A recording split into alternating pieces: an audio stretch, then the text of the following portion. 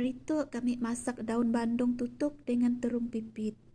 Cuci bersih, Kak ya tutuk sampai halus. Mun mau blend boleh jua, tapi rasanya si berapa nyaman. Tumiskan bawang nan liak sampai naik bau wangi.